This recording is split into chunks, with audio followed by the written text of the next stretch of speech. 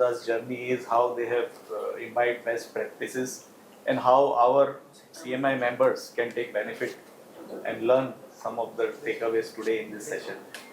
So before we start, I would request Anand Bhai to give a brief introduction of our speaker today, and then he'll take us through the journey of Gokaldas. Can I have a round of applause for him today? Thank you. We'll go for the question and answers for 10-15 minutes because he has a flight to catch back to Bangalore, so he'll be leaving immediately there. So, any questions, please be very brief and very crisp. Yeah, thank you. Hello friends, so nice to see everybody here. We had a session with Vishal Trivedi last week where he said to earn money you have to keep on learning. पहले जैसा trend अभी नहीं रहा है कि जो एक बार सीखा है उसी के साथ अपन खाली भाग रहे मेहनत कर रहे हैं. He said a very easy way for anybody to earn money is keep learning. So keep earning, keep learning and keep earning.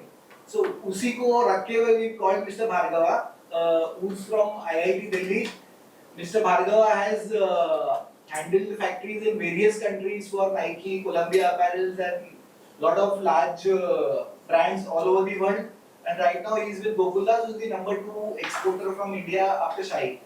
So total operations, the CEO is Mr. Bhargava, and he has immense knowledge about production, and he is going to be, the level of production which they are handling is different compared to what people are doing. But I think he can share a lot of knowledge with us to help us grow further for our business.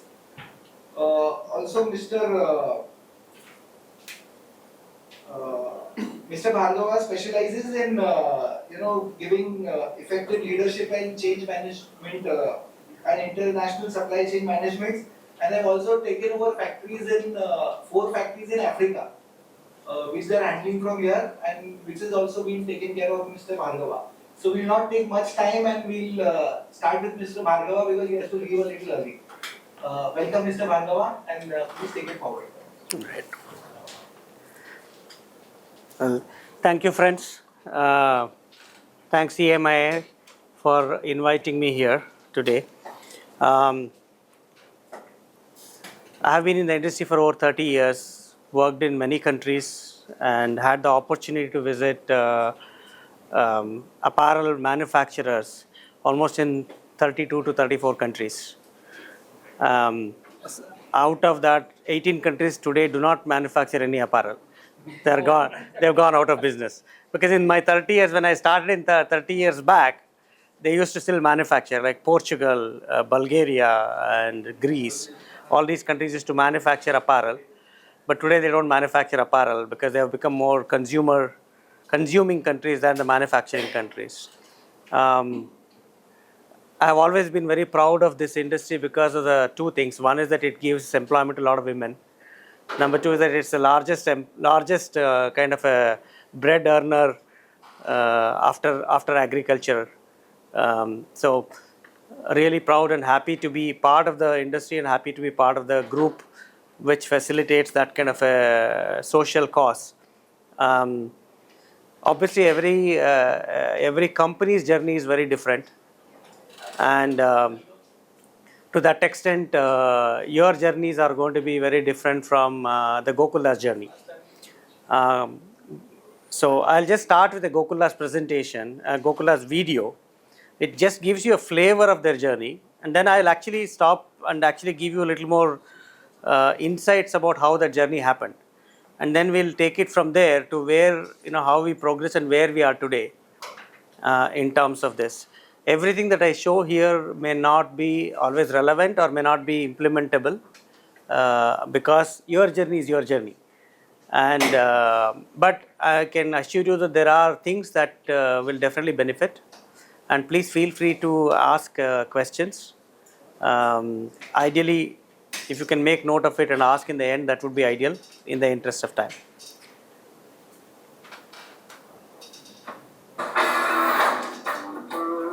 Gokaldas Exports. We are an organization built around our people. Our driving force is their happiness, their growth, and their empowerment. We are one of the largest manufacturers and exporters of apparels in India.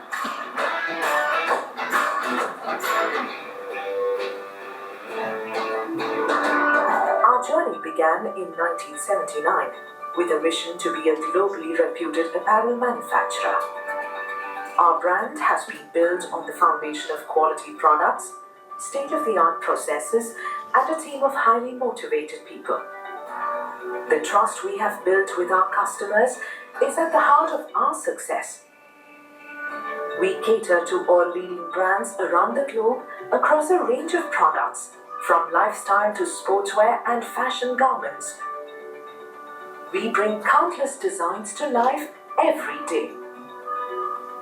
To our customers, we are more than just a brand. We are partners who grow with them, which is why we have spent years creating a robust ecosystem capable of providing end-to-end solutions to cater to our customers' needs. We have established strategic alliance to ensure seamless supply of fabrics. Our promise of end-to-end solutions is reflected in the support that our team of world-class designers offer. Over the years, innovation has become an integral part of our journey. We have a state-of-the-art R&D facility that enables garment innovation. Quality is the backbone of our business.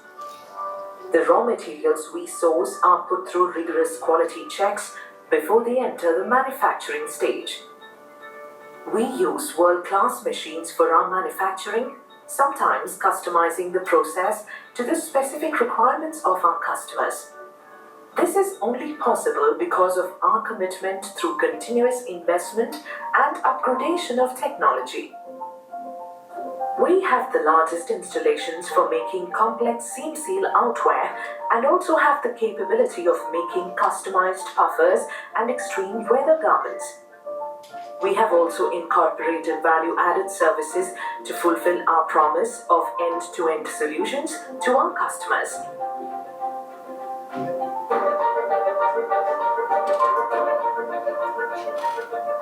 We ensure that any garment that we pack and deliver is of a quality that our customers will be proud to pack for their own customers.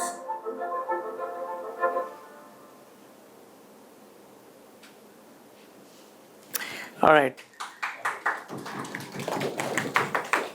So while you can see that where we are, what all we do as a company, I just want to say that when in 1978, you saw 1979 Gokaldas Exports was started, but actually 1978 was when actually it was started in a different name. At that time, the Mr. Hinduja, who was the father of the three brothers that many people here probably recognize, which is Dinesh Rajan and Madan Hinduja, his father, Gokaldas Hinduja, he was a tradesman. He was like most likely like you guys. He was a tradesman, and he moved from Gujarat to Bangalore, and he started taking the silk shawls from Bangalore and actually going to all these shows in US and Europe and other places to sell the shawls. So they started selling the shawls, silk stalls and shawls and silk items. When one of the customers actually said that he is looking for some shirts, can you get shirts made in India and ship it to us? That's how their journey began, when they actually started first shirts manufacturing. As a company, Gokaldas has always taken a route which is different from the rest of the industry. For example, there was a time before the multi-fiber agreement was repealed in India, where there was a lot of quota used to be there, and people would struggle to find quotas, and quotas used to be based on historic performance and other things, and in fact people were making more money on quotas than on the product itself. I think many of you are familiar with that. At that was the time when Gokaldas decided that I would like to go for a product which does not require quota, and that's how they ended up actually starting to invest in outerwear when everybody felt that India has so much of cotton, can produce all these cotton type of product. Why would you want to import fabric, Chinese fabric or Taiwanese fabric in synthetic and do outerwear? But today, if anybody thinks of India and outerwear, I think they always look at Gokaldas as the pioneer of outerwear. So Gokaldas similarly has done many pioneering things where it has gone against the grain. Just most recent of those things is basically going outside and acquiring a company in Dubai, which has factories, 4 factories in Kenya and 1 factory in Ethiopia. If you think about Indian industry, think about Shahi Exports, who is the #1 in India, for example. All their manufacturing facilities are in India. They do some production in Bangladesh, which is also through outsourced factories. But nobody had the courage to go and actually acquire a company outside and say that, okay, I'm going to run this company for a period of time, right? So I think that Gokaldas has been a pioneer. Somewhere when we talk about or when we think of business, we'll have to also think about the risk-taking ability, and we'll have to think about some of these pioneering steps. So often people try to take a treaded path of, okay, what everybody else is doing, I'm going to do the same thing. But this is something that one of the messages that Gokaldas history can tell us is that, yes, everybody is doing something that is good, and if that's the safest route, but at the same time, it's also the most competition-oriented route where everybody cannot survive. So there may be a need for us to take some risks. जो risk लेगा उनका जाते जाते, I mean, you will know that it's today or tomorrow it's going to benefit. Having said that, I just want to continue with this one. So objective of my session today is to just talk about how do we transition manufacturing operations. I want to focus on manufacturing operations.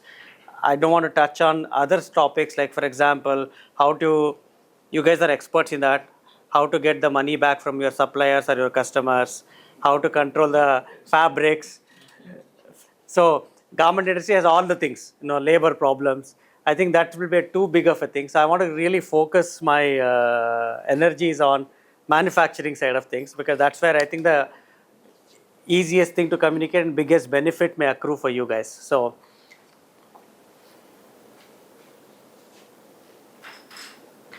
So before we get into the actual manufacturing part of it, I think we need to first think about who is our customer? What kind of a customer are we trying to service, right? This is even more relevant for us as the size goes up, because we need to see whether we are servicing more here where the value is low and volume is low, or high volume but still value is low, or you are servicing high value and high volume. The requirements for each of these category of customer, you can define what is that high and low means. It can be 1 million units also for you, it can be high, or for someone 10,000 units also can be high. For someone 200 units can be low, for someone 3,000 units also can be low. So it depends on how you define this. I think what is important is all our infrastructure and all our resources that we deploy depends on this one graph in terms of what is our market, which we are trying to address. You will not be able to address all the market, you will have to be focused on what you want to address. Then only you can actually specialize. So manufacturing operations has to be aligned with the market that you want to service. It can be that, okay, I'm servicing this market, I want to service this market tomorrow. So then you can actually build an manufacturing operations which can fit into that market. It helps us in that leveraging the growth, for example, and all those things, expanding opportunities, and we can if we try to service a lot of different things, then we can't be good at anything. So it's better to be focused and then see how to make the maximize out of it, maximize our revenue and profits out of it. So when we look at manufacturing operations, before we actually start investing in factories and investing in machines and all those things, we have to always think it in terms of three different aspects. One is the product, whether we're going to have a multi-product factory or whether we're going to have a single product factory. I'm assuming that here a lot of people are multi-product factories, but as we grow, For example, in Gokaldas, we have 18 factories. We may have to think that, okay, should we be having 4 or 5 factories specifically doing only shirts, 2 or 3 factories only doing bottoms, rest only doing outerwear? How many multi-product factories we need to have? We also need to have multi-product factories. There are advantages to it and disadvantages to it. For example, advantages of multi-product factories, your skill can develop much more faster. The people can handle different types of materials, different types of SMVs and all those things. Whereas in case of single product factory, you can do a large amount of automation. You can control your MMR, you can control your labor pool and other things. So it all depends on whether we are, what we want out of the manufacturing operations. Similarly, we have to think about whether it is a tech pack business or a co-creation business. Tech pack business is where customer decides everything. Customer gives you a style, you develop the fabric, you develop everything, and you actually customer approves it, and customers gives you the order. That is a tech pack business. Co-creation business is you are actually designing the style and everything, and then based on that, customer will say, okay, out of these 10 styles that you have designed, I will pick 3 or 4 styles, and then I will give you the orders. If it is tech pack business, your ability to control is much smaller because customers deciding on everything, colors, size, fabric, everything they are deciding. If it's a co-creation, you can control your margins better because you are designing the product, so you know what fabric I want to use, what trims I want to use. Based on that, how much money I can make. Basic product versus value-added product. So value-added product is like, for example, beadwork, a lot of embroideries, a lot of prints, a lot of multiple patches and all those things. That's a value-added product. Obviously, that is complicated to do, execute in production, but it also means that you can get more money because not everybody can do complicated product. But if you need to do simple product, which I'm calling it as basic product here, then it has to be highly automated, it has to be highly efficiency driven. So we have to define again what our product is. Then we have to talk about process. Some things like 6S, lean can help us in terms of standardizing the process and making sure that we can actually use the resources very efficiently. Resource optimization, when we talk about resource optimization, we talk about not just man, it's also man, machine, material, everything, including the space. I'll give you a simple example which we did recently. Every factory of ours had a fabric and trim stores, and each of the fabric and trim stores had inventory of about 15 days. What we did was that we decided that we are going to do a centralized warehouse. We have 18 factories. We do a centralized warehouse, and we are going to keep inventory of only 5 days in a factory, and rest of the space we convert into additional lines, which means that for the same area or for the same this one we are doing more number of minutes, we are doing more number of product, which is helping us substantially. One is that if you have only 5 days of inventory, the inventory movement and everything works clockwise. It doesn't really breed any kind of inefficiency. So we have a lot of factories which are a leased factory. So if you say leased factory, and if you say that, okay, my factory rental per month is, let's say, 1 lakh rupees. Now, again, is that 1 lakh? Earlier we were making 50,000. We were making 50,000 minutes. Now with this additional space and additional machinery, we are able to do 60,000 minutes, which means that space optimization. Based on space optimization, my cost per minute of that rental has gone down from 2 rupees to 1 rupee something. So 6S and resource optimization, when I talk about resource optimization, that's why I'm saying that resource optimization is not just about man and machine, it's also about space, it's also about inventory optimization, fabric utilization optimization, everything, everything comes under the category of resources. Technology and digitalization, there are slides which you will see how much technology and digitalization can help in terms of production efficiency and everything. They're more similarly on the data analytics. It's all tied together. Data analytics helps us to understand the areas where it can be we can actually improvise. If without the data, if we actually start assuming things and start trying to do say things, then we will not be able to improvise on the right areas. If there are 20 areas where you have to improvise, which are the top 3 areas that will give us the best benefit? That also you can only know when you have data. So I think focusing on data is very critical. So that is another area which on the process side.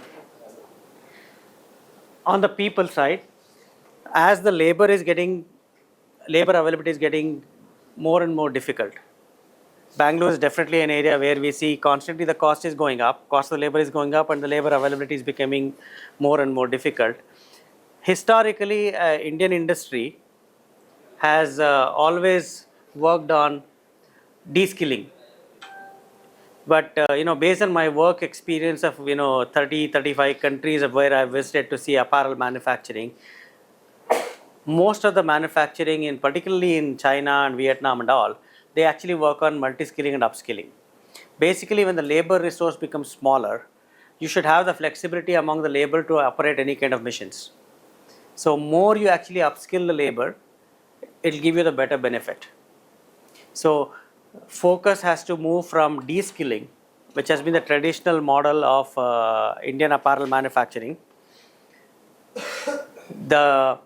It has to be more on upskilling and multi-skilling. So we are heading in that direction. Today, with all this digitalization and all the technology related thing, a certain amount of digital literacy is very critical.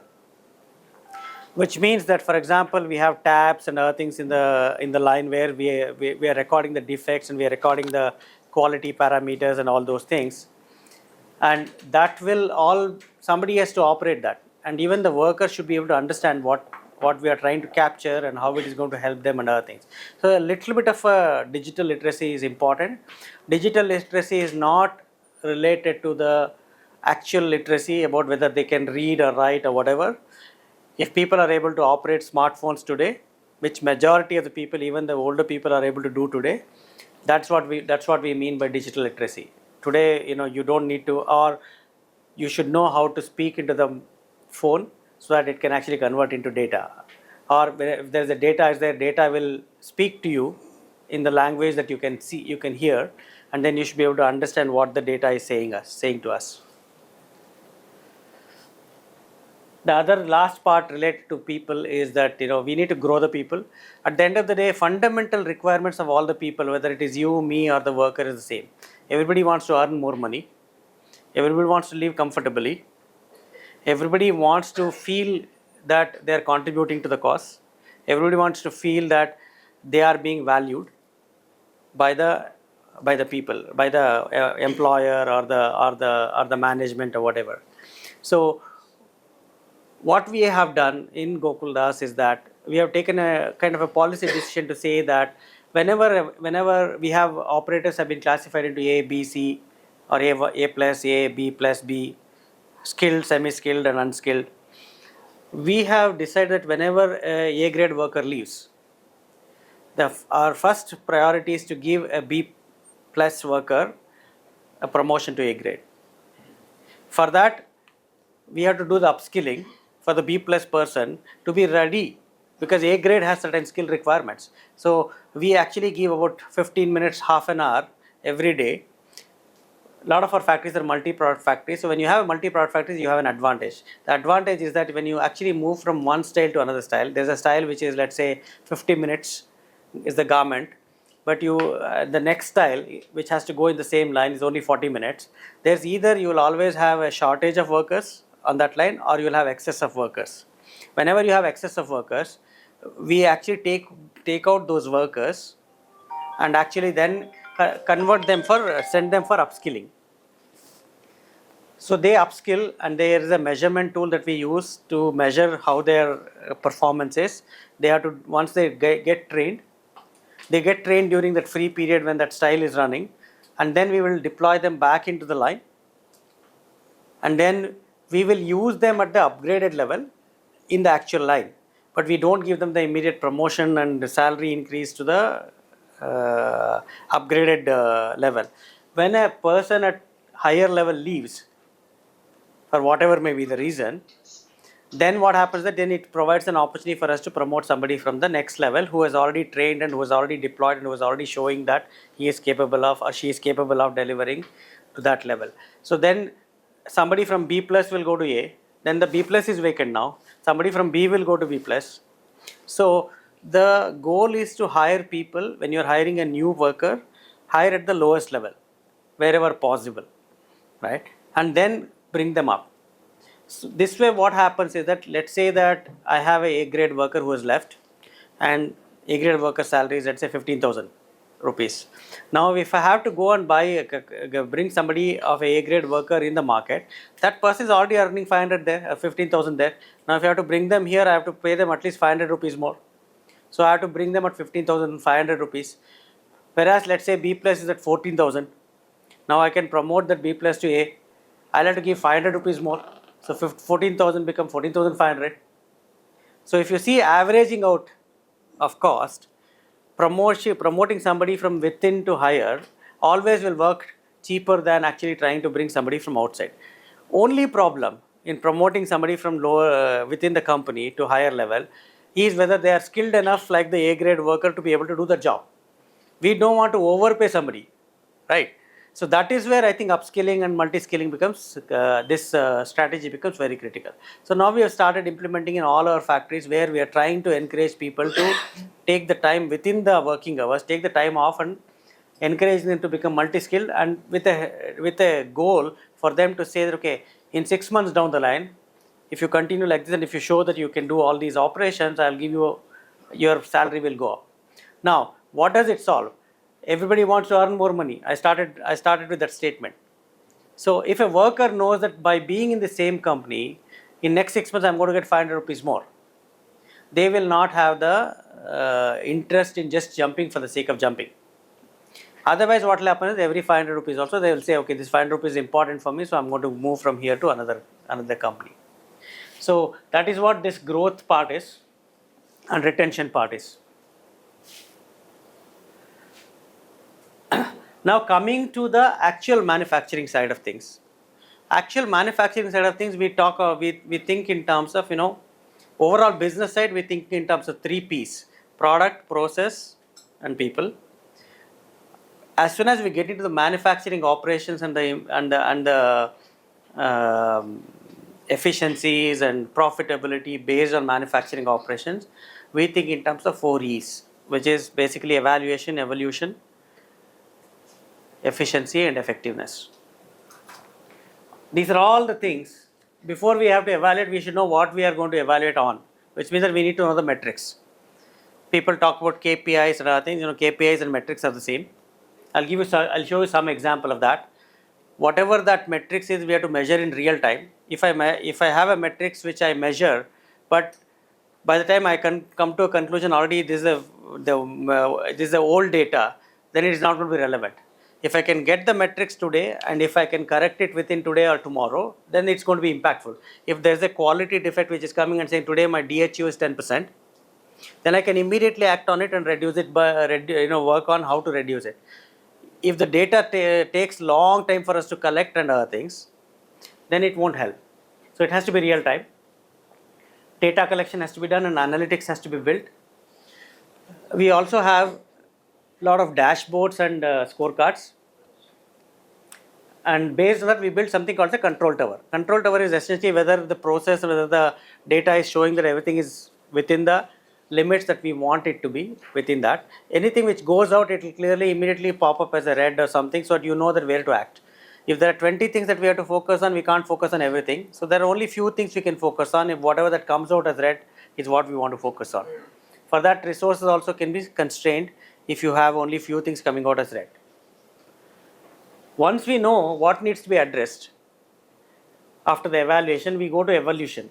That is when we actually adapt PDCA methodology. Okay, now this is the problem.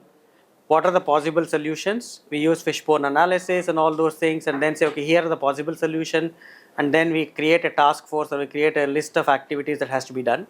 that comes into planning. Then we actually do it and then measure the success or failure of that, because we have a real-time data now.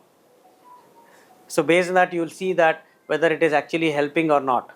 If it is not helping, then we have to reevaluate our approach or our task that we have to do, and then see again, go through that PDCA kind of a activity.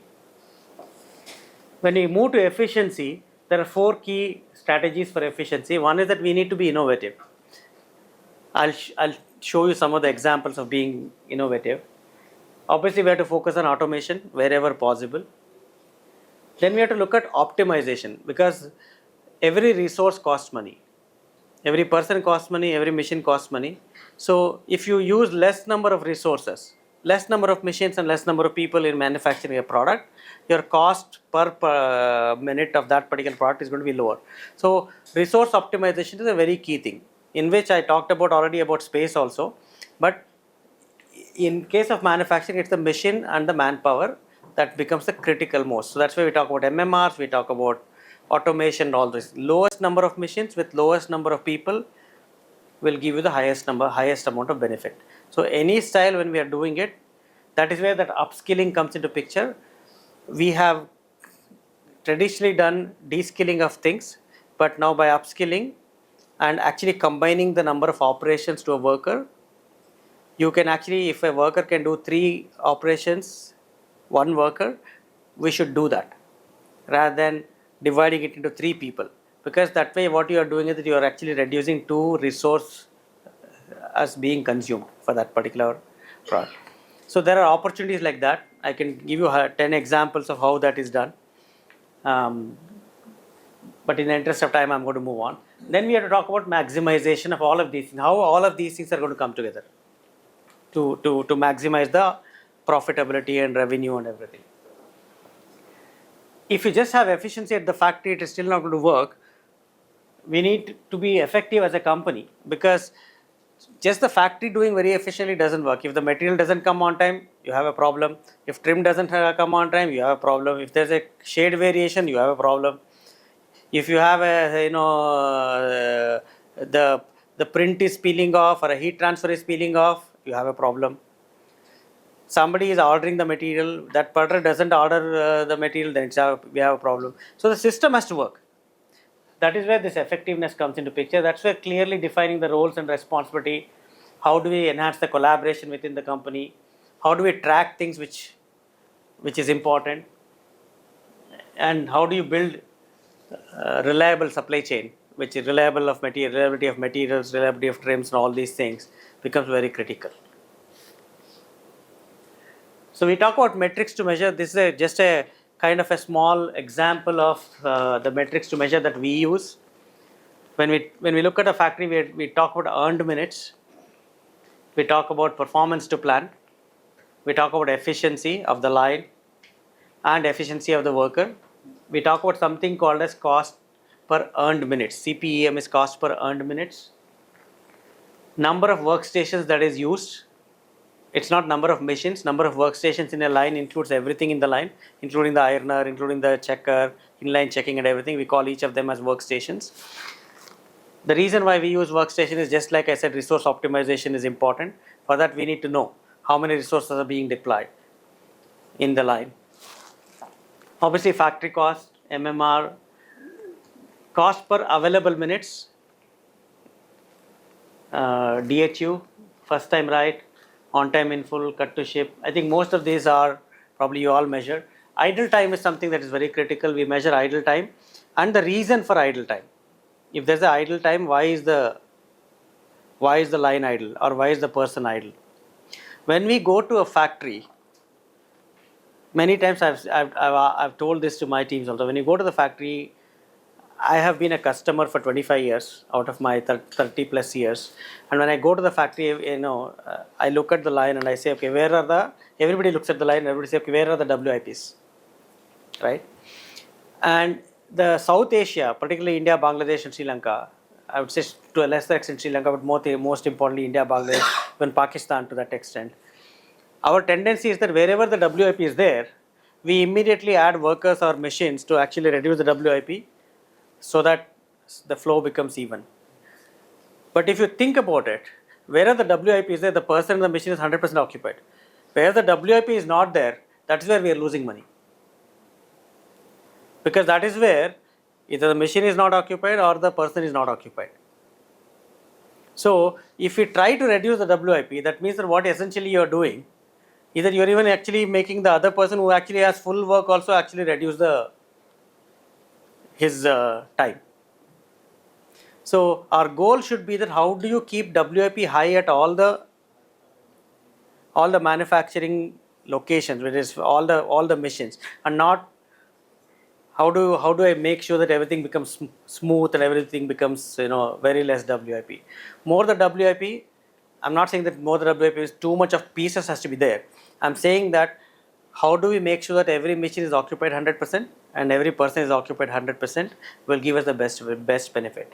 So when we go to the factory, our goal to the team is that we don't look at where the WIP is very high. We say why the WIP is so low here. I'll give you another example. You make an operation breakdown of a particular product. There is one operation which is 60 minutes, it is taking 60 seconds. Other operation is taking only 20 seconds. Now the problem is not with the 60 seconds. The problem is the 20 seconds. So what we need to do is that if the 20 seconds is there, how do I actually improve that person's time? How do I consume that person's and that machinery time where the 40 seconds is being lost? So what we do is that if you do an operation breakdown, if there are 3 lock stitch operations, for example, one behind the other, we try to see how to combine the lock stitch operation. You will see some examples of that. To make sure that same person can handle the 3 lock stitch operations. As a consequence, the 20 seconds goes up to 45 seconds or 50 seconds. That means that you are actually improving the resource optimization. So coming back to idle time, that is where I think we'll have to not only just measure the idle time, but also the reasons for idle time, and then that will help us to address. If material is not there or if the cut panel has not come, then we need to understand why the cut panel has not come, why we are not able to load it. So I think just not measuring the idle time, but the reason for idle time is important. If it's a machinery breakdown, it's a different reason. If it's a feeding issue, it's a different reason. When we want to do a maximization of manufacturing, 3 things become very critical. We lose a lot of time in India on changeovers. When you go from one line to another line, one style to another style, it takes enormous amount of time for us to get to the peak efficiencies. So how do we reduce that? Second thing is digitalization, because we get a lot of benefits out of digitalization. How do you actually use the digitalization, which is basically data analytics, all of those things. And the third one is automation. So we have in our factory a changeover team, which includes the production manager, maintenance manager, senior executive, quality, and senior executive on the IE side. Their goal is to ramp up efficiency very quickly. Earlier we used to have about 11 to 12 days of ramp up. Today it's come to 4 to 5 days. Our goal is to, if it's a similar style, our goal is to have the ramp up in 2 days from the peak efficiency. And we measure it. Minimize downtime. If you say my factory efficiency is, let's say, 55% or 60% is our factory efficiency, a lot of people focus on how do I improve my efficiency from 55 to 60% to 65%. But there's about 40% or 35% which is actually lost. Nobody is focusing on the 35 to 40%, which we talked about downtime and other things. So as much as we actually talk about how do I improve the efficiency of the factory from 60 to 65, we should also focus on how do I reduce the non-value added activity that is happening in the floor. That is where that 40% is lost. 1% change in the 40% also means 1% increase in your efficiency. So changeover team's goal also is not only to just make sure that their production gets ramped up very quickly, but they also analyze the downtime and see how to reduce the downtime so that the efficiency goes up based on that also. Obviously, we have to do all of these things in high quality, which essentially means that when we started, it was about 10 to 12% was our DHU at the end line. and today we have come to about 4 to 5%. We're still not happy with that. But the focus on DHU also means that if you reduce the DHU by 4 to 5%, again it directly adds to your output. We count the output only based on the quality product which is ready to ship. That is how we count the output, not based on actually how many pieces are produced and reaches the end of line. Only what it gets passed and what is available for offering is what we consider as the productive output for the day. Incentives and everything is based on that, and not based on how many pieces the individual produced, but how many pieces we were able to pass. It's based on line efficiency, and it's not based on the individual efficiency. And then we have incentives based on that. Continuously work on streamlining the process and continuously work on continuous improvement in the line. We have work study officers who are actually picked from the workers, who are educated workers. We actually made them work study officers, so they will know the 5 or 4 operations that they have to do the time study and come back and say why it is not able to achieve or what are the problems. They are workers who have been promoted, and they are the ones who can talk in local language with the person who is worker and say, okay, why you are not able to stitch faster, whereas the operation breakdown says 10 seconds, you are taking 15 seconds, why it is taking 15 seconds. Then the person will say the material is not moving correctly, or there's a machine problem or whatever, and then they will actually bring the resources like mechanic and other people to make sure that it happens. That's another way we are actually promoting the local growth, where we move them from worker to staff, the people who are educated who can do some of these activities, rather than try and go and hire somebody as an industrial engineer from outside to do a work study officer. I think people today are capable of doing the particularly the time study and other things. Digitalization is a large subject, and you can do digitalization in people side, you can do digitalization in process side, process at a high level. Like for example, Fast React is a software tool which you use for planning. We have 28 manufacturing locations, but we do centralized planning sitting in one location. So that we do Fast React. Production assessment, that PACT is a software that we use for production assessment. We have a lot of tools on quality management and traceability. Can be some things which can be done digitally. Efficiency and all these performance management also can be done digitally. So all these are digitalization tools. I know that everything is difficult for everybody to implement. It's a journey over a longer period of time. But if you don't take the journey, if you don't take the small step, particularly for example things like efficiency, you can pick and choose. These are not that everything is integrated and everything has to be done together. You can decide, okay, which of these things are more relevant to you, which of these things will give you the biggest reward, and actually pick that. And there are people who are global players, and there are people who are local players also who can help you with that. And nowadays the models have become, earlier it used to be like you have to purchase a software. Today it's all become subscription based models, which will allow you to actually do a lot of things in a very, very reasonable cost. So somewhere that kind of an investment would be useful as you move into the future. If you really want to be ahead of others, your competition and other things, you need to start investing in some of these things. Of course, this is a big one. These are all the areas that we are doing the digitalization.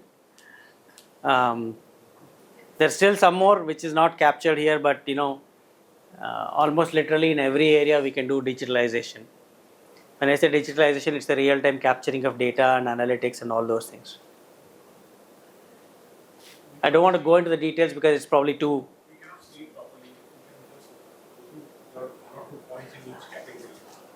So on the sample side, you have traceability, sample room efficiency, sample room operator productivity, and sample room tracking FTR.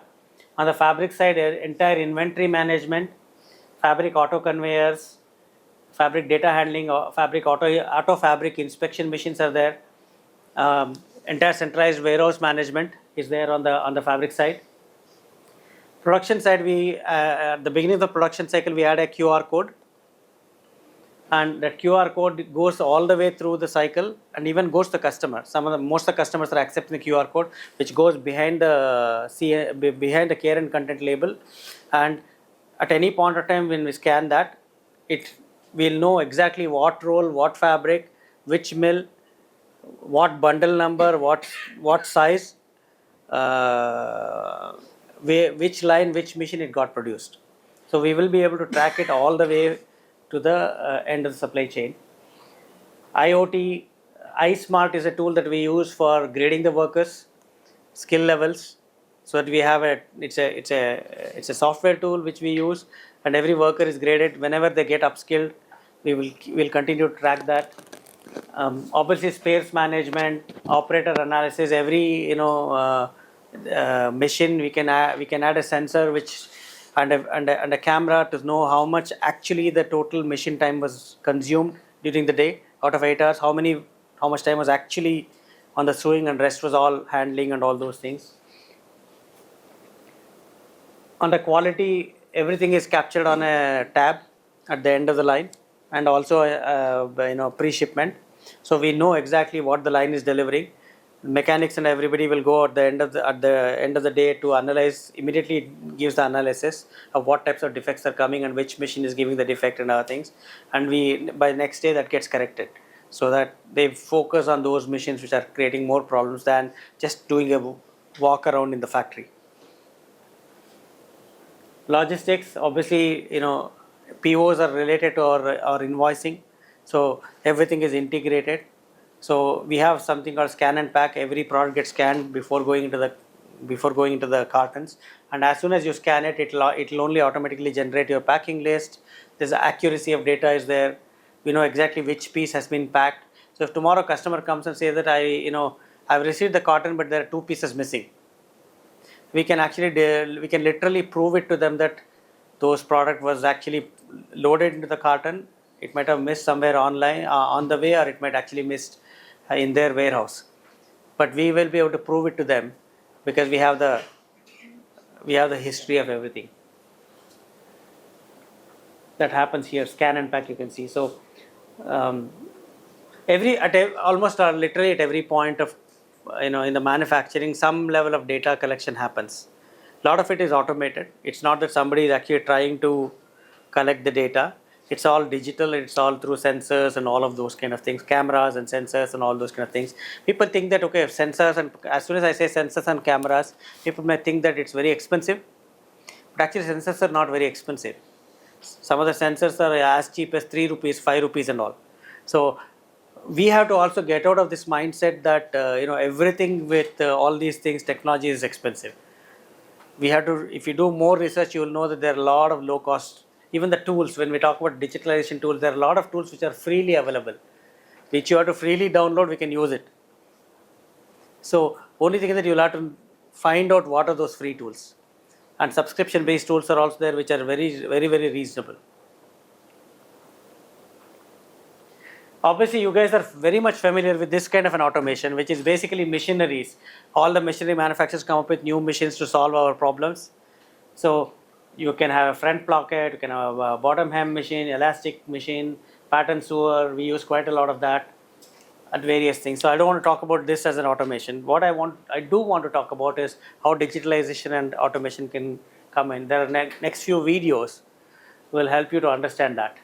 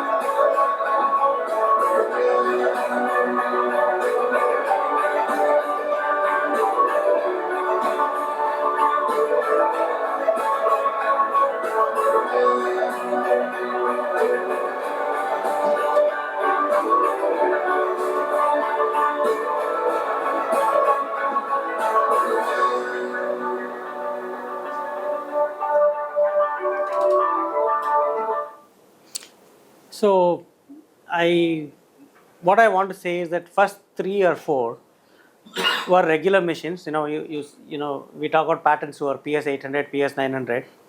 We initially brought the PS800, PS900 for our puffer jackets to make all this one. Today, in Gokaldas we have about 106 innovation that we have done, which is basically you looking at the same machines to see how we can use it for different purposes. So first few were the examples of what, like for example, the draw card was getting attached. That machine was done by us internally in Gokaldas. Similarly, you saw that there's a placket making was there. That machine was also based on the ideas that was generated by our own machine, our own team. We converted existing machines into that. So similarly on the pattern sewer, we are now using pattern sewer for multiple purposes. Whether it's a placket, we can add a creasing, automatic creasing along with that. So when we think about innovation, we think about innovation in terms of how can we use same machines.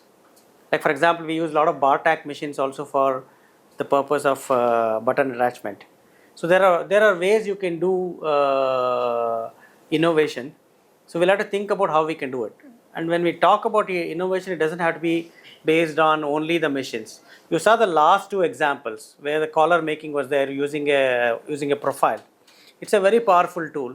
If I go to China and Vietnam, they don't have a lot of automation, but they use for everything. They use this kind of a thing. This is an example. You saw when the collar making was there, you saw that lady actually doing multiple operation, including marking, including all these things. This is what I meant when I talked earlier about how do you actually increase the SMV value and make sure that you reduce the resources.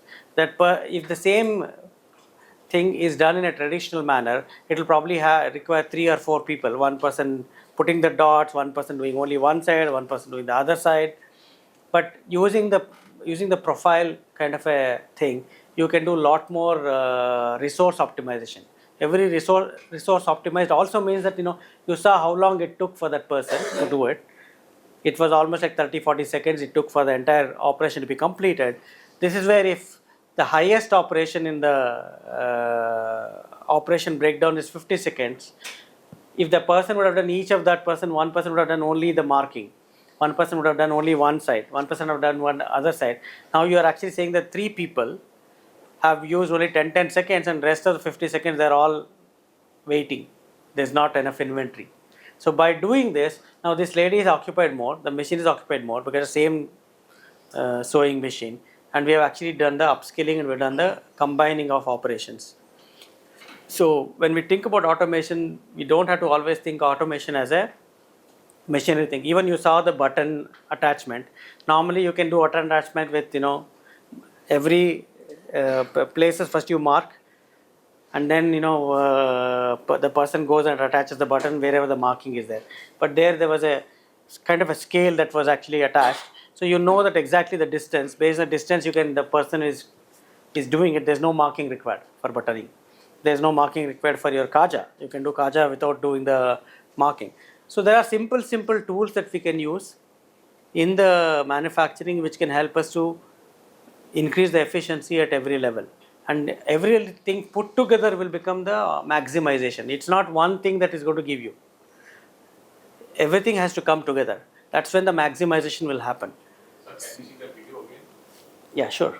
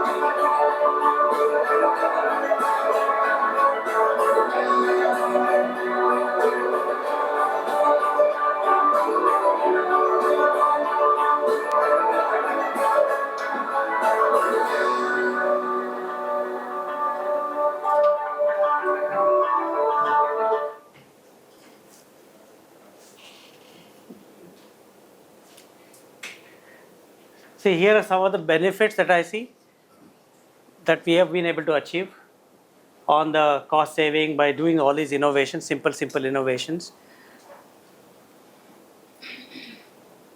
In the last part, like I said, we talked about effectiveness. Effectiveness is all about RACI. So like for example, we define for order booking who is responsible, who is accountable, who are the people who needs to be involved in the decision making, who needs to be informed that when that is coming and other things. So when we are running a large organization where 28 factories are there, this becomes even more critical. Just achieving the efficiency at the factory is not important. The entire system has to come and deliver the results for the customer and for the company. So I think that's all I had.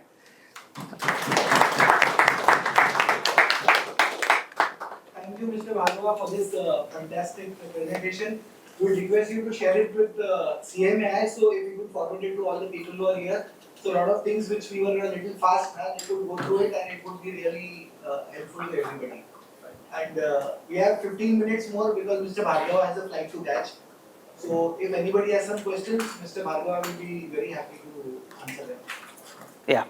Sir आपने जैसे बताया कि मैं हिंदी में हाँ हाँ sir आपने जैसे बताया कि आप एक टैग लगाते हो प्रोडक्शन के टाइम पे QR कोड हाँ तो वो अगर मैं शर्ट मैन्युफैक्चरर हूँ तो आप कहाँ लगाते हैं और कौन सा सॉफ्टवेयर यूज करते हैं वो मतलब उसको ट्रैक हर लाइन में जैसे आपने कटिंग में सॉरी स्टिचिंग में आपने बोला लगाया उसके बाद फिर वो वॉशिंग काज बटन में जाएगा फिर वॉशिंग में जाएगा फिर आयनिंग में जाएगा फिर डिस्पैच में जाएगा तो ये पूरे उसमें आपने टैग कहाँ लगाया वो QR कोड देखिए शर्ट वगैरह में यहाँ एक अंदर से वॉश कर ले वाला लगता है तो उसके नीचे में हम लगाते हैं उसको ठीक है सर अभी आपने वो जो आयन स्टेज में जब चला गया वो हाँ फिर वो आयन हो जाता है हाँ अब वो अंदर चला गया तो अब जब वो डिस्पैच में आएगा तब वो स्कैन कैसे होगा क्योंकि वो तो अंदर जा चुका है नहीं लेकिन उसमें क्या है कि वो पैक करते वक्त वो पॉली बैग में पैक करते वक्त उसको स्कैन करके पैक करते हैं उसके बाद क्या होता है उसके पॉली बैग के ऊपर आपका ये लगता है द QR कोड इसका बार कोड लगता है so we are able to relate the bar code with the QR code okay मतलब बारकोड का ही वो QR कोड निकल के वही स्टिकर बॉक्स पे लगाना है हाँ packing पे करेक्ट लगाना है, तो वो करेक्ट फिर वो वहाँ से वो कंटिन्यू करेक्ट All और these इसके लिए must सॉफ्टवेयर be कौन सा यूज RFID करते हैं tags, right? not RFID it's just a QR code software कौन सा which this was actually kind of developed internally by Gokaldas but there are many now available also this is generating a QR code is not a not tracking this whole system do you use any software or the software is been developed by you or no currently what we are using is developed by us okay but it's a simple QR code system which you can also take it from the market where you have to figure out a way of putting the how do you put the information when you take any tool from the market it'll say what are the information that you want the QR code to have today अगर आपका bank में जाते हैं तो आपका अगर QR code है तो उसमें आधार का QR कोड है उसमें आपका आधार का इन्फॉर्मेशन रहेगा so that any QR code generator you will have to define what are the information that you want the QR code to capture तो वो ये जो हर प्रोसेस में जब वो प्रोसेस कर रहा है मतलब जैसे उसने आयन किया तो वो आपने बताया वो स्कैन करता है वो ऑटोमेटिकली होता है ऐसे उनका वो ये तो मैं समझ गया, बाकी वो CCTV भी लगा हुआ है या कैमरा लगा हुआ है तो वही टाइम पे वो रियल टाइम कैप्चर भी हो जाता है क्या कि उसने कितना टाइम जैसे आप बता रहे थे ना प्रोडक्टिविटी पे वो हम record होता है कि इसने कितना वो हम सुइंग में ज़्यादा करते हैं we are not doing it we are doing the this one at the finishing वगैरह में हम एंड लाइन का जो बाहर आ रहा है उसको ट्रैक करते हैं साथ में रिकॉर्ड होता है क्या QR और वो लिंक्ड है क्या साथ नहीं QR में हमें ऑटोमेटिकली वो रिपोर्टिंग में चला जाएगा so there is no video of that for the finishing और द कटिंग वीडियो वगैरह आएगा आपको इसमें सोइंग में आएगा yes My question is a little bit different. We have all automation on the place, but we are not finding the industrial engineers in Mumbai area especially. So how you overcome it, and is there any place for the industrial engineer training that we can send any person to train? Because without IE, एक machine खरीदने के आगे जाना possible नहीं, and I am finding a acute shortage in Mumbai area. Industrial engineering shortage is everywhere. That's why I talked in the beginning about some of the, you have to, No, yeah. you can suggest any institute and I can send 4-5 my person over there. So what I'm just telling you what we are doing, right? So you can see whether that is a workable solution for you, right? First thing is that we have to define in the industry engineering there are activities which are not very value adding. For example, अगर कोई time study कर रहा है कि इसका इस operation का कितना seconds है, कितना time है, वो value added नहीं है. उसके लिए हम लोग workers में जो educated है उनको ही लेते हैं. दूसरा ये है कि IIGM एक है जहाँ से आपको पता है कि सारा मशीनरी मिलता है. हमने इस लास्ट मंथ में हमने 26 लोगों को वहाँ हम लोगों ने ट्रेनिंग के लिए भेजा. They will train on things. So similarly, industry training can also be organized with NIFT and all these places. You have facilities to do it. But ready-made industry engineering, if you want to get, then it is tough today because a lot of people are not coming to the industry. No, I'm not getting. Huh. After COVID is not. So we will have to get them trained, and the way to do it is that what we are doing is that whoever the trained industrial engineers are there, old people are there who have been with the system for a long time. Under them, we are actually building 3 or 4 diploma holders and all these people to learn together with them. So those are the areas where we are trying to do a little bit of an over investment. As a company, we are doing a little bit of an over investment because some people will leave and go also. So we have to be over invested. Second thing is that because we are also in a constant expansion, हम expand कर रहे हैं, नया factory डाल रहे हैं, तो वहाँ की भी ज़रूरत होगी. तो इसलिए हम थोड़ा ओवर इन्वेस्ट कर रहे हैं इंडस्ट्रियल इंजीनियरिंग एरिया में. वहाँ क्या है कि उसी को रिड्यूस करने के लिए हम ये डिजिटलाइजेशन का सहारा भी ले रहे हैं. जहाँ इंडस्ट्रियल इंजीनियर की ज़रूरत नहीं होती है, अगर समझो कि कैमरा है वो सब कैप्चर कर सकता है, तो वहाँ इंडस्ट्रियल इंजीनियर की ज़रूरत नहीं होती है. So there are tools also which is come up now. Line setup के लिए तो लगेगा ही नहीं. लाइन सेटअप के लिए भी टूल है, मैं आपको भेज सकता हूँ उसका डिटेल्स वगैरह. There are tools which can be used even for making the operation breakdown, line setup. All of this is available. We have to just do the research. We are so focused on production, I think we don't do all this work. Share that institute details. Sir, I wanted to add something, point raised by him, that there is no institute with the industrial engineering for garmenting industry or apparel industry is not there, not in India. And that's why the consultants who are providing the service of industrial engineering are too expensive. So I request CMAI to take some initiative to form this kind of institute at a small level in Mumbai or somewhere else, so that all the garment manufacturers can benefit from it.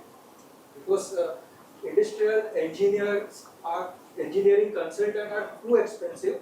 It's not affordable by any of the MSMEs. I'll tell you my experience. जैसे 20 साल पहले designer नहीं मिलते. We have time to speak. Mr. Bhargava Yeah. has to leave in 10 minutes. Then we'll again. So we can have a discussion later. We can have a discussion. For Bhargava ji, any more questions? I want to understand, right, what is the split between the basic product versus value-added product and the number of minutes, right, which you actually use to actually make the basic product versus value-added, and what is the cost per minute for basic as well as value? 3 questions. So right now Gokaldas is doing very less of basic product. I would say about 20% is basic product. 80% is some kind of a value-added product. Because one of the reasons for that also is that historically Gokaldas has accepted products which other people don't want to accept.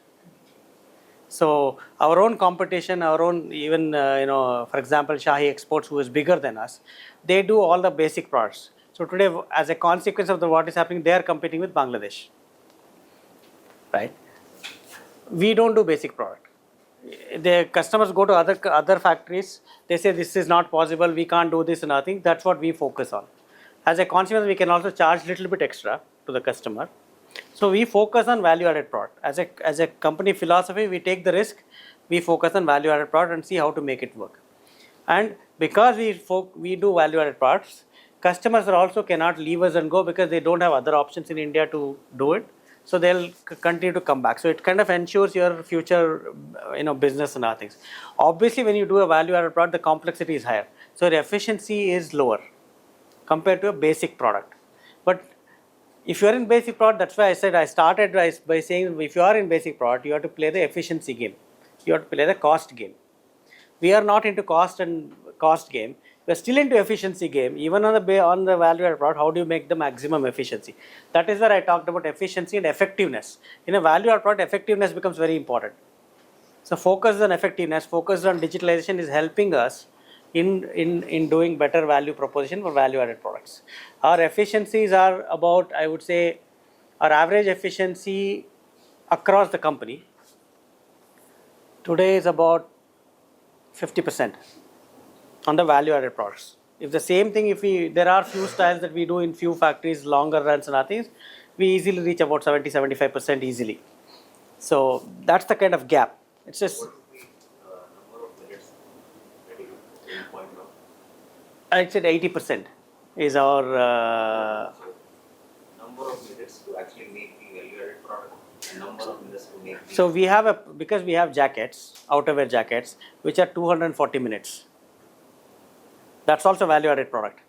Then we have a simple product like for example, a pant can be there, but that will have, for example, it may have a garment over dyeing, on top of it something, so your minutes may be low, but you may have value additions going into that product. Yes. Do you plan your orders? Basically, the problem with the manufacturers is that suppose if I am making nets, now if suppose I have got round neck t-shirt order for say X number of pieces. Now the polo lines, basically singer guys get are remain ideal. Now basically this is a very big problem when you are saying ideal time. Because we are doing FOB white label business, we depend on somebody else giving us the kind of orders. Same thing here. Only thing is that we do exports. Yeah. See, we are also B2B company. We have customers who have to give us the orders, and we deliver the customer. That is why our efficiencies are not as high as single product companies. Our efficiencies are lower, but we do value added products so that we can make money not only in sewing but also in the value addition, which other people are not able to do. That's number one. So we have a problem, same problem that you talked about. So a lot of our factories are multi-product factories. We don't have single product factories. The same line today which is doing a jacket can do a pant tomorrow, can do a shirt tomorrow, can do a skirt tomorrow. So the variation can be, I'm doing a 240 minutes garment, and next day it can be an 18-minute garment. That is the kind of a variation that we do. I have two questions. Yeah. What is the ideal manpower cost per minute? There's nothing called as an ideal manpower cost per minute, because what is ideal is depends on. That's why I said I showed the first slide. I think he missed out. He came a little later. The first slide was you have to look at where you are, which is the area where you are playing. It's a low volume, low value, high volume, high value. So whatever I would say, if I have to answer your question, ideal cost per minute is what your customer can afford to pay you. Another question. When you are making a operation bullet, okay, so each operation for half a minute, 1 minute, 2 minutes, okay, so you come to somewhere around 50 minutes. Then what should be the percentage you need to add for some ideal time or extra time? So what we first do is that we actually first do a regular operation breakdown. Yeah. Then we go for a iteration one. In the iteration one, we will see how do we actually combine the operation. The target that I have given for our industrial engineering team is that between the highest operation SMV to the lowest operation SMV, the gap should not be more than 20%. This is one of the tasks. Not that every time it's possible to achieve, but at least we have said that your goal is to make sure that it happens like that. So which essentially means that let's say there's an operation breakdown which says that okay, you have a lock stitch machine, chain stitch machine, then you have overlock, then lock stitch, like that. You will get this one. Then you have seconds, 30 seconds, 40 seconds, 50 seconds, and other things. when you actually do it, even if you are doing it in Excel sheet, if you say that, okay, I'm going to sort it from highest to lowest, you know which is the operation which has the highest number of seconds, you know which is the operation which is lowest seconds. Then you see whether wherever there are 2 or 3 lock stitch operations are there, that is where our engineering skills, that's where our innovation skills has to come in. How do I actually combine that? That is where you saw that profiles. That is where the profiles become very critical. So ideally, it should not be more than 20%.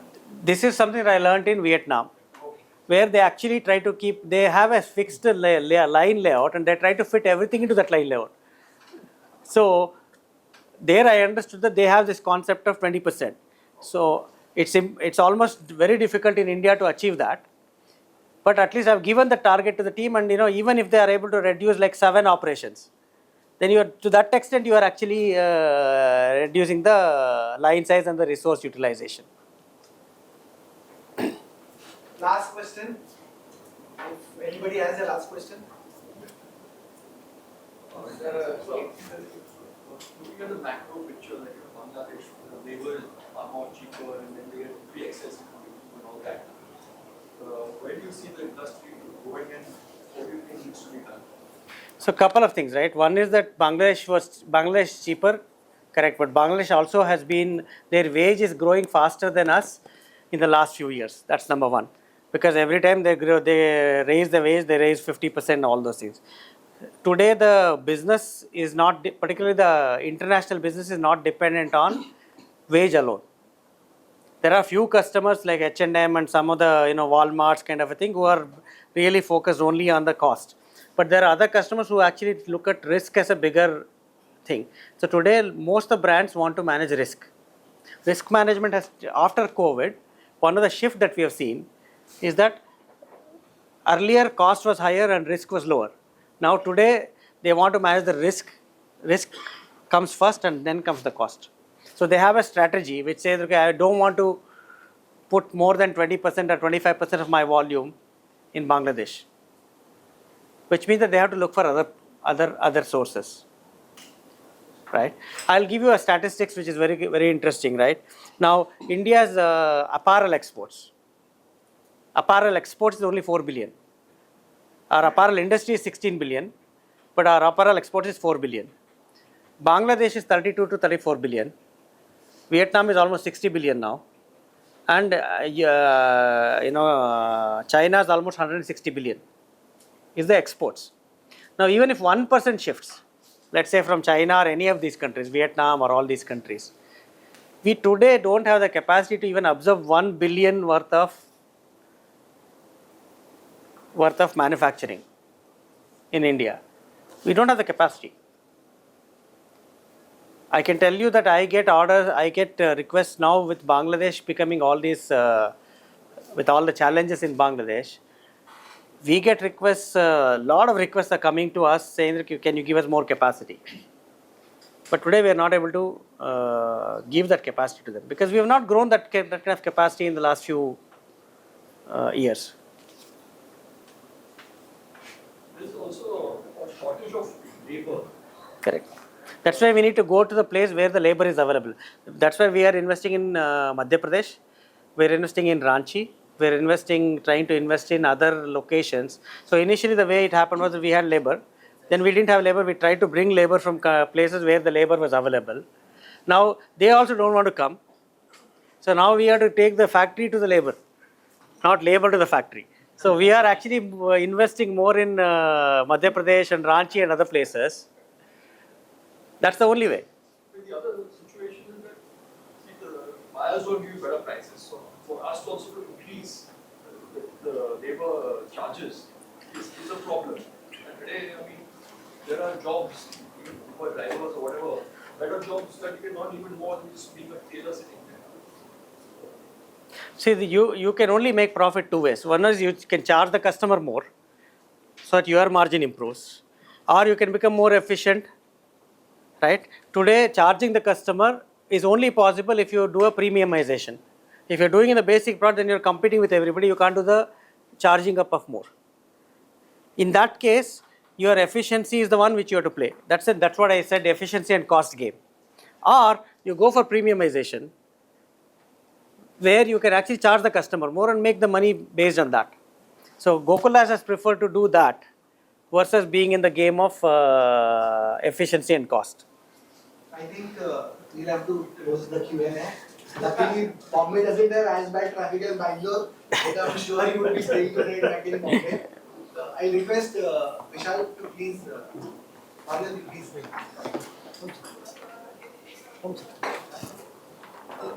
Bhargava will leave as soon as we finish Bhargava. But post this, I think we can sit, we'll have some discussions about this productivity and manufacturing committee. So, आप लोग थोड़ी देर रुक जाइएगा.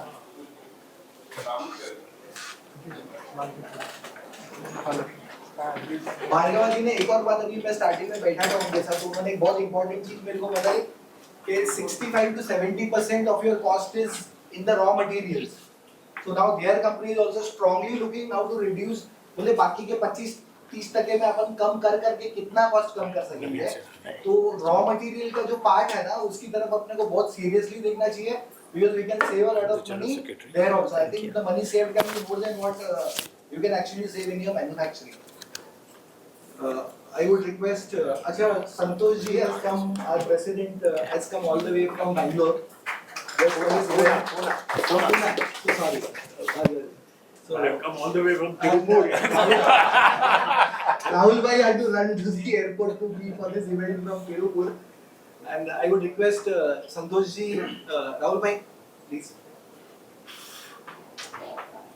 Naveen bhai. Sir, please. Sir, I. Our Rahul bhai.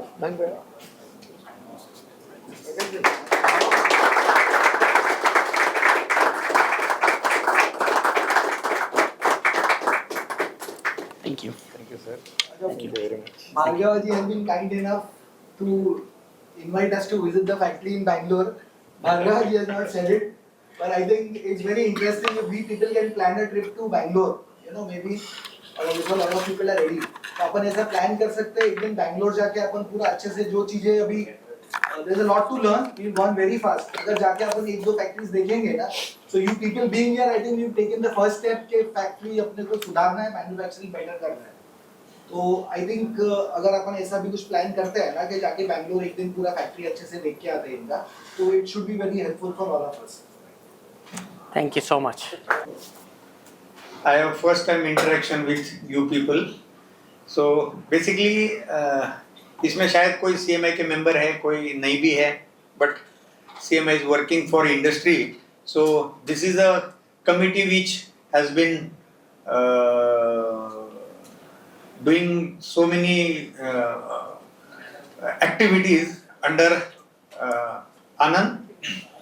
So ये productivity council जो है ना, ये हमारा कमिटी है, ये basically specially for the manufacturer. अभी तो क्या है कि मेंबर्स तो काफ़ी सारे, कोई ट्रेडर है, कोई सेमी मैन्युफैक्चरर है, बट ये जो कमिटी है ये स्पेशली जिनका खुद का ओन मैन्युफैक्चरिंग है उनके लिए ये कमिटी बनाई है, जिसके लिए हम अभी अलग अलग वर्कशॉप ले रहे हैं. So this is one of them.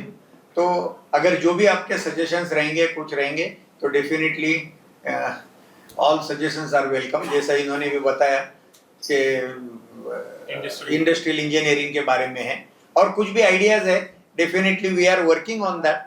तो अगर आपके कोई भी सजेशन है तो definitely all suggestions are welcome and we are definitely hopefully we are trying to जितना भी कोशिश हो सकता है कि अपना जो एक बैंडविड्थ है CMI का, उसमें क्या कर सकते हैं, definitely we will do it. Thank you.